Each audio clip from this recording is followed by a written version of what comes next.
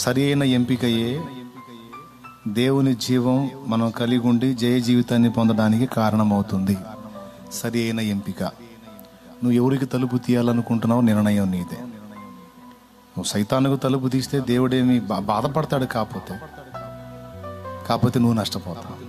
వాడికి తలుపు మూసేసి దేవునికి తలుపు, ప్రతి విషయంలో దేవునికి తలుపు తీస్తూ ఉంటే నువ్వు నూతన జీవాన్ని స్వతంత్రించుకొని క్రొత్త తైలముతో అభిషేకింపబడి ఆశీర్వాద కారణం అవుతావు. ఆశీర్వదించబడటం కాదు, ఆశీర్వాద కారణం అవుతావు. అనేకులకు దీవెనకరం అవుతావు. ఏది కావాలో నువ్వే ఎంచుకో. అబ్రహాము, లోతు ఒకే దేవుడిని ఆరాధించారు. ఒకే టైంలో ప్రయాణం మొదలుపెట్టారు. ఒకే రక్తం పంచుకు పుట్టినవారు. అబ్రహాము, లోతు ఒకే వంశానికి చెందినవారు. 4 అన్నిట్లో ఒకటే. ఒకే ప్రాంతానికి ప్రయాణమయ్యారు. ఒకే ప్రాంతం నుంచి ప్రయాణమయ్యారు. ఒకే ప్రాంతానికి బయలుదేరారు. అంతా okay okay okay okay okay.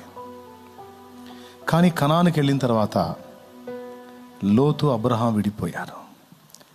లోతు తన స్వచిత్తాన్ని వెతికి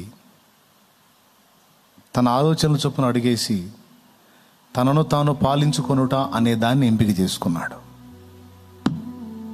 అబ్రహాము దేవుని చేత నేను నడిపించబడుట అనేది ఎంపిక చేసుకున్నాడు.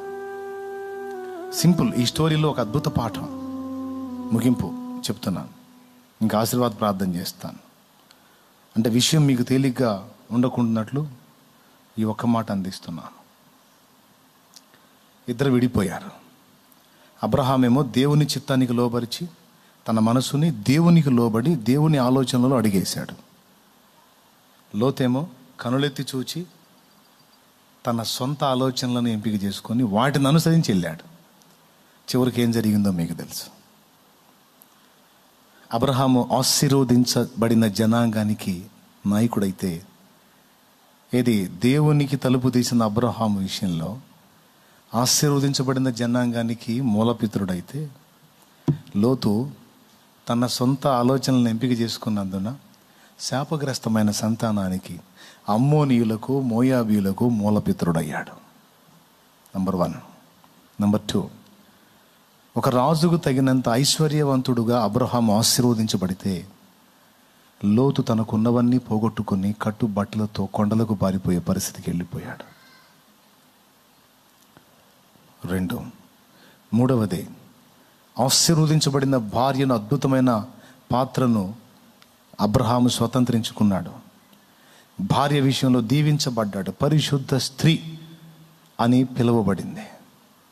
కానీ స్వచిత్తాన్ని ఎంపిక చేసుకొని బుర్రకు తోచినట్టుగా లోకానికి తలుపు తీసిన లోతు భార్య శాపగ్రస్తురాలై మధ్యలోనే పోయింది, ఉప్పు స్తంభమై.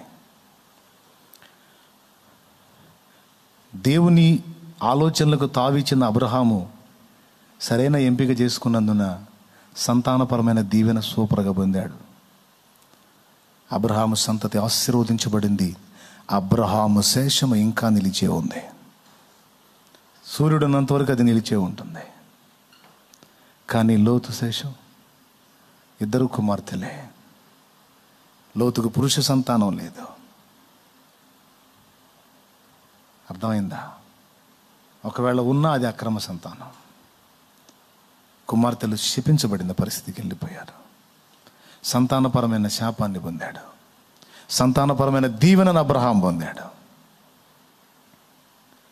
అవిధేయురాలైన భార్యగా లోతు భార్య మారిపోతే విధేయురాలైన భార్యగా శారా నిలిచింది.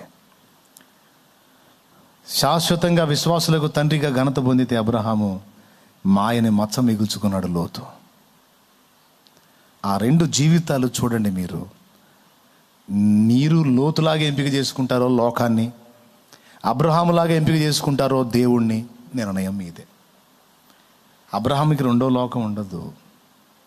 ఆయన నిర్మించిన పునాదులు గల ఆ పట్టణం ఆయన. 2వ ప్రపంచం పట్టదు. తన జీవితంలో ముఖ్య భాగం దేవుడే. ఆయన ఎంత ప్రేమిస్తాడు అంటే ఆయన కోసం ఏమైనా చేసేస్తాడు. దేవుడు తర్వాతనే అబ్రహాంకి ఏదైనా. దేవుని కోసం ఏదైనా నష్టపోవటానికి అబ్రహాం రెడీ. ఈరోజు చిన్న టైంపాస్ కోసం దేవుణ్ణి పక్కన పెట్టేస్తున్నారు. క్షణికానందం కోసం దేవుణ్ణి పక్కన పెట్టేస్తున్నారు. 4 రూపాయల కోసం పక్కన పెట్టేస్తున్నారు. మనుషుల సంతోషం కోసం పక్కన పెట్టేస్తున్నారు దేవుణ్ణి. వీళ్ళు మళ్ళీ అబ్రహాం ఆశీర్వాదం నాకు కావాలని ప్రార్థన చేస్తుంటారు. ఇటు నుంచి వచ్చింది.